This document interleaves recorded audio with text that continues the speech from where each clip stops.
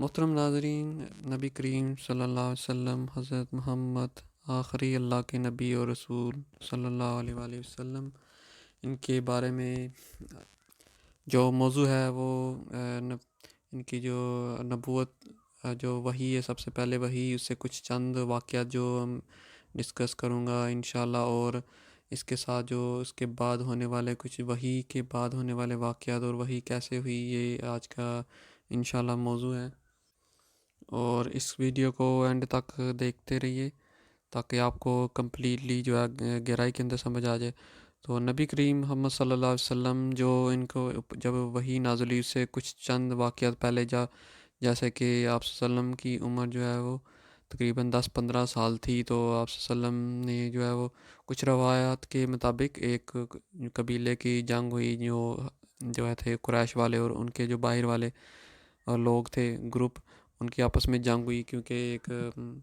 وقاص، ایک جگہ جہاں پہ مکے کے قریب جو ہے ایک جگہ، وہاں پہ ایک شخص قتل ہوا، تو اس قتل میں جو دوسرے قبیلے والے تھے ان لوگوں نے جو ہے وہ الزام لگایا کہ قریش والوں نے قتل کیا ہے، اور قریش والوں نے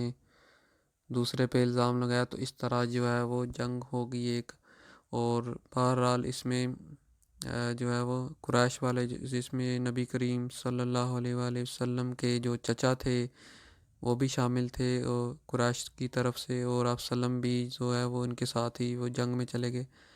تو اس میں کچھ روایت کہتی ہیں کہ تقریباً آپ کچھ زیادہ اولڈ تھے، یعنی 20 سال کے ہوں گے۔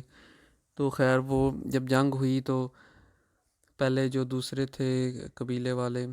وہ تھوڑے ہیوی ہوئے، پھر جو قریش والے لوگ تھے یہ سٹرونگ ہو گئے، اور آپ وسلم فرماتے ہیں کہ جب میں اپنے چچا کے ساتھ تھا جنگ کے اندر،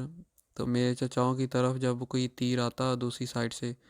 تو میں ڈھال سے اس کو روکتا یا تلوار سے ان کو کاٹ دیتا، یعنی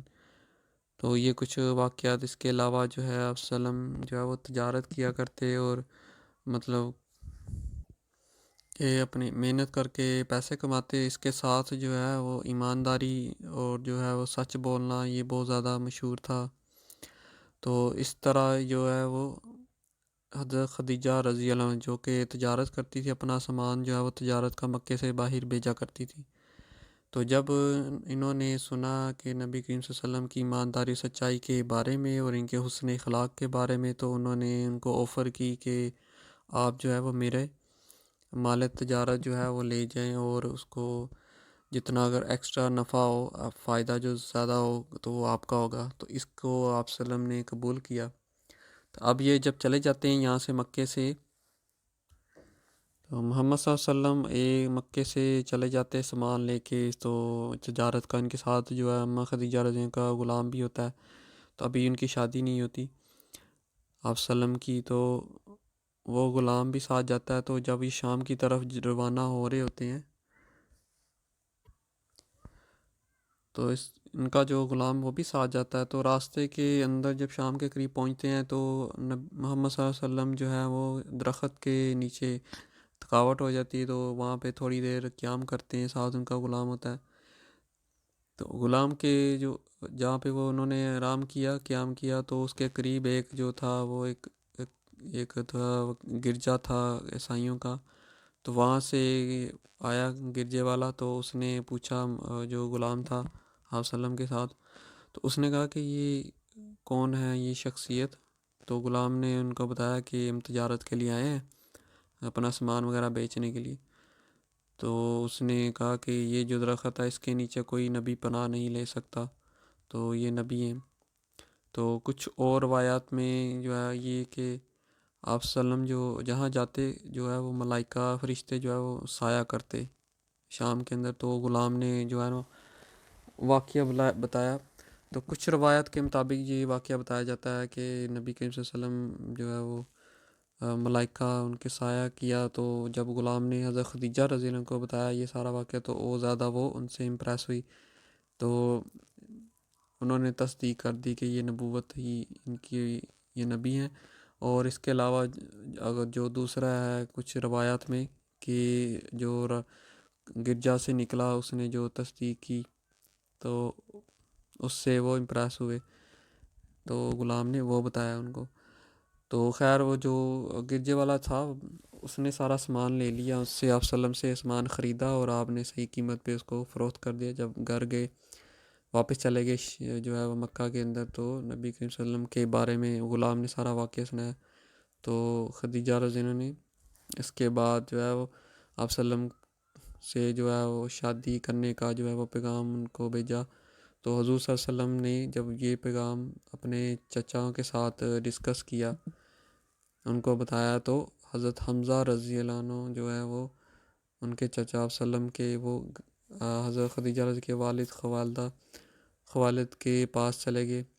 اور ان کو پیغام دیا تو ان پہ راضی ہو گئے. تو اس طرح خدیجہ رضی اللہ عنہ جو ہے ان کی شادی ہوگی حضور نبی کریم صلی اللہ علیہ وسلم کے ساتھ. اس کے بعد جو بہت ہی امپورٹنٹ، بہت زیادہ اہم جو واقعات ہیں وہ ہے غار حرا کا. ان میں سے کہ غار حرا میں جب آپ صلی اللہ علیہ وسلم کی عمر جو ہے وہ 40 سال کے پاس تھی، تو غار حرا میں اس کا جو بیک گراؤنڈ وہ کیا ہے کہ غار حرا جو مکے والے بھی ہے جو وہاں غار حرا میں جا کر عبادت کیا کرتے تھے، تو نبی کریم صلی اللہ علیہ وسلم بھی جو ہے وہ عبادت کرتے وہاں پہ. ان کے جو ہے وہ روایات کو انہوں نے ویسے ہی رکھا، تو لیکن وہ اللہ تعالیٰ کی عبادت کرتے تھے. اور بہت زیادہ کلیئر ہے کہ حضور علیہ السلام نے کبھی شرک نہیں کیا اور اللہ تعالیٰ کی عبادت کی. تو کچھ جو ہے روایات اس میں یہ کہ حضور علیہ السلام نے جو ہے وہ نوح علیہ السلام کا دین کو فالو کیا، کسی میں ابراہیم علیہ السلام کا، تو لیکن کنفرم نہیں ہے. لیکن یہ کنفرم ہے کہ آپ نے کبھی شرک نہیں کیا، بتوں کی جو ہے اللہ کے ساتھ کسی کو شریک نہیں ٹھہرایا، تو یہ کنفرم ہے. تو غار حرا کے اندر جب آپ وسلم عبادت کر رہے ہوتے ہیں اور کر کے جب آپ واپس جاتے ہیں تو جو خانہ کعبہ کا جو ہے وہ جا کے طواف کرتے ہیں 7 بار، اور جو قریب آتے لوگ آس پاس کے ان کو کھانا کھلاتے کوئی رہ نہ جائے، اور اس کے ساتھ جو زائرین زیارت کرنے آتے مکہ کے اندر ان کو کھانا کھلاتے، پھر گھر چلے جاتے طواف کر کے. تو اس طرح چلتا رہا. جب ایک دفعہ غار حرا کے اندر آپ جب عبادت کر رہے تھے اور وہاں پہ ایک شخص حالت کے اندر ایک شخص نمودار ہوا، تو آپ صلی اللہ علیہ وسلم کو انہوں نے ریکویسٹ کی کہ پڑھیے اللہ کے نام سے. تو آپ نے میں کہ میں پڑھنا نہیں جانتا، میں نہیں پڑھ سکتا. پھر انہوں نے دبایا، آپ کو سینے سے لگایا اور آپ صلی اللہ علیہ وسلم نے مشکل سے چھڑایا اس کو. اس نے پھر ریکویسٹ کی کہ آپ پڑھیے، تو آپ صلی اللہ علیہ وسلم نے فرمایا کہ میں نہیں پڑھ سکتا. پھر دوبارہ انہوں نے یہی رپیٹ کیا، دبایا، اور آپ صلی اللہ علیہ وسلم نے جب چھڑایا مشکل سے، تو آپ صلی اللہ علیہ وسلم کو پھر اس نے کہا کہ پڑھیے. تو حضور علیہ السلام نے پھر جو ہے وہ پڑھا، وہ اقرا باسم ربک الذی خلق، جو سورہ علق کے 96 جو 96 سورہ نمبر ہے، تو وہ آپ صلی اللہ علیہ وسلم نے پڑھی. وہ اقرا باسم ربک الذی خلق خلق الانسان من علق، جس کا ترجمہ کہ پڑھیے اپنے رب کے نام سے جس نے پیدا کیا انسان کو خون کی پٹکی سے، اور پڑھیے کہ آپ کا رب بڑا مہربان ہے جس نے قلم کے ذریعے علم سکھایا انسان کو جو وہ جانتا نہ تھا. اور انسان ضرور سرکشی کرتا ہے، اپنے آپ کو جو بے نیاز دیکھتا ہے.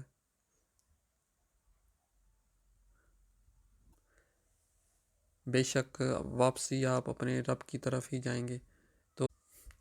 تو اس کے بعد نبی کریم صلی اللہ علیہ وسلم جب واپس گھر میں جاتے ہیں تو یہ سارا واقعہ حضرت خدیجہ رضی اللہ عنہا کو بتاتے ہیں. تو تھوڑا پریشان گھبرائے ہوتے ہیں اور فرماتے ہیں کہ مجھے جو ہے وہ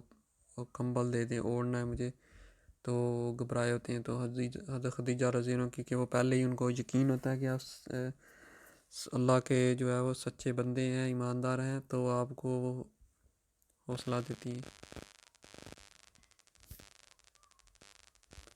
تو جب آپ صلی اللہ علیہ وسلم جو ہے وہ غار حرا سے جب نکلتے ہیں تو اوپر سے آواز آتی ہے السلام علیکم ورحمۃ اللہ. پھر جب آپ تیسری دفعہ دیکھتے ہیں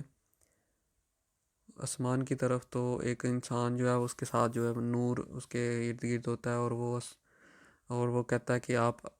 اللہ کے سچے رسول ہیں، آپ کو مبارک ہو. تو وہ آسمان کی طرف چلے جاتے ہیں۔ تو یہ جب واقعہ بتایا جاتا ہے حضرت خدیجہ رضی اللہ کو، تو وہ فرماتی ہیں کہ آپ پریشان نہ ہوں اور اللہ تعالیٰ آپ کے ساتھ ہے۔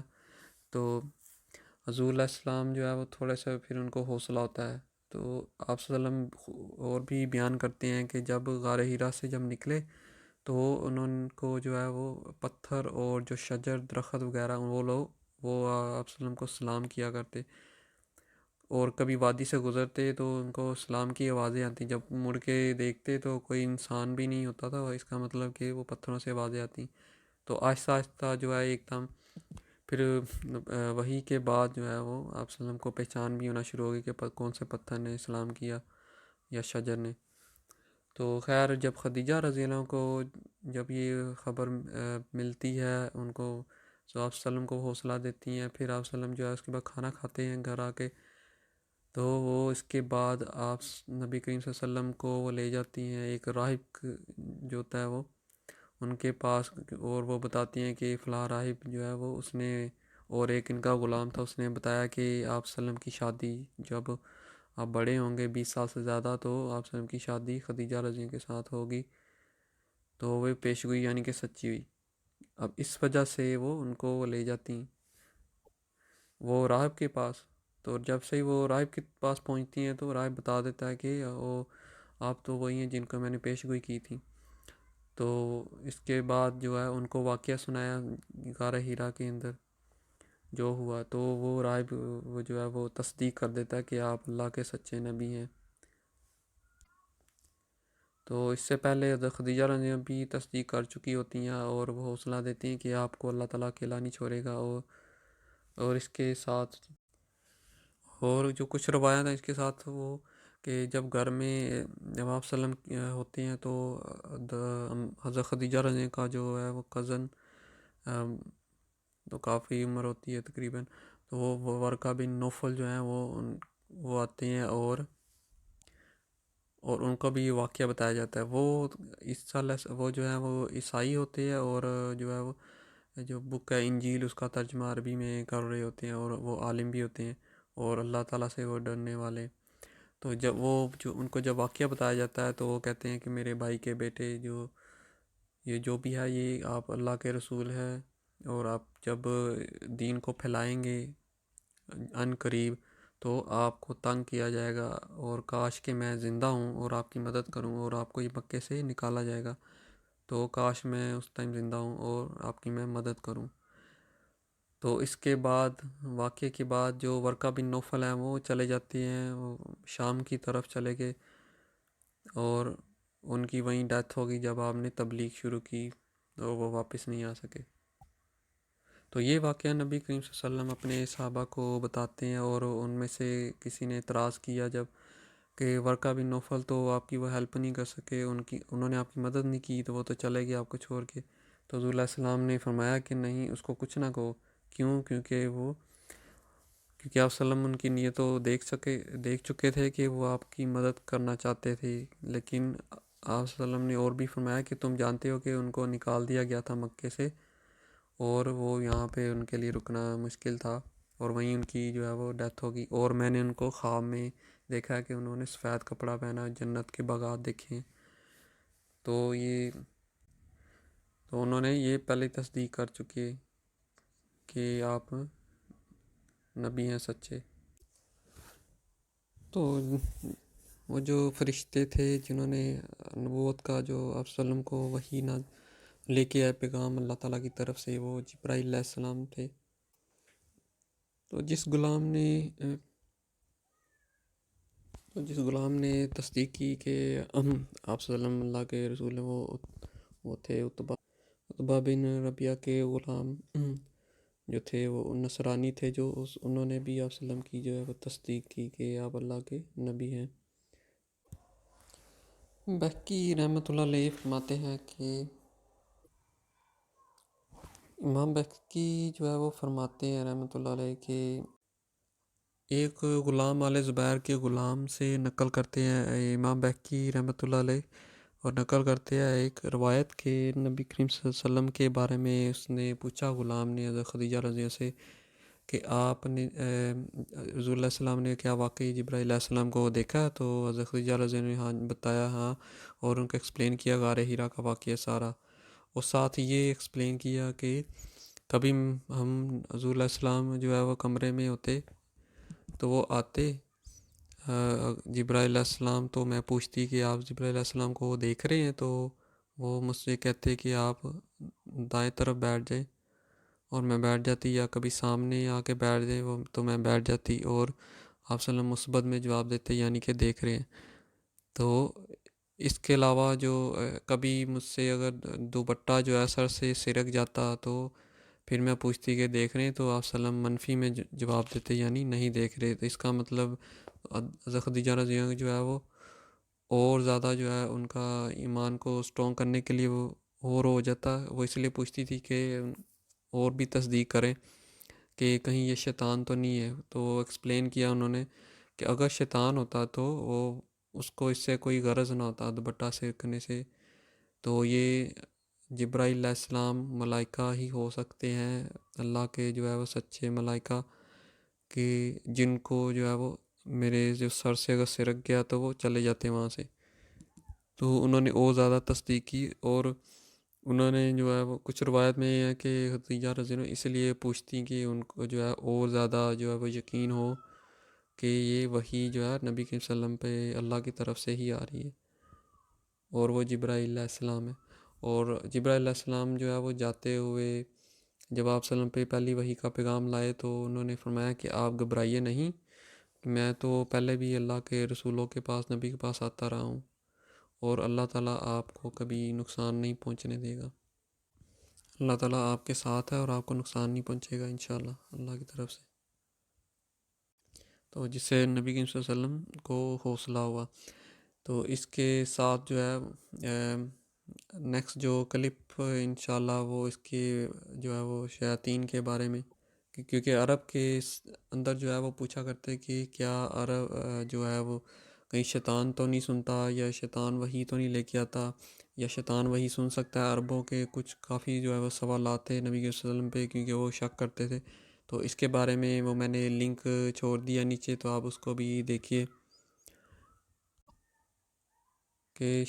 جب وحی کا نزول ہو رہا تھا تو اس میں کوئی شیطان کا کوئی جو ہے وہ جو ہے وہ کوئی چانس نہیں ہے کہ شیاطین یا کوئی اور جو ہے وہ وحی کو سن لے۔ تو نبی کریم صلی اللہ علیہ وسلم پہ جو بھی وحی آئی وہ اللہ تعالیٰ کی طرف سے ڈائریکٹ آئی، اس میں کوئی تبدیلی ہونے کا کوئی امکان نہیں ہے۔ تو اس کے بارے میں آپ جو ہے وہ دیکھ سکتے ہیں نیچے لنک۔ تو انشاءاللہ امید ہے یہ آپ کو سمجھ آیا ہوگا اور علم میں اضافہ ہوا ہوگا۔ اس ویڈیو کو آپ زیادہ سے زیادہ شیئر کریں تاکہ آپ کا صدقہ جاریہ بنے، علم میں دوسروں کا بھی اضافہ ہو اور آپ کا ثواب ہو، اور اپنا جو ہے وہ کمنٹس ضرور دیجیے گا۔ تو اس کے ساتھ اجازت چاہوں گا، اللہ حافظ۔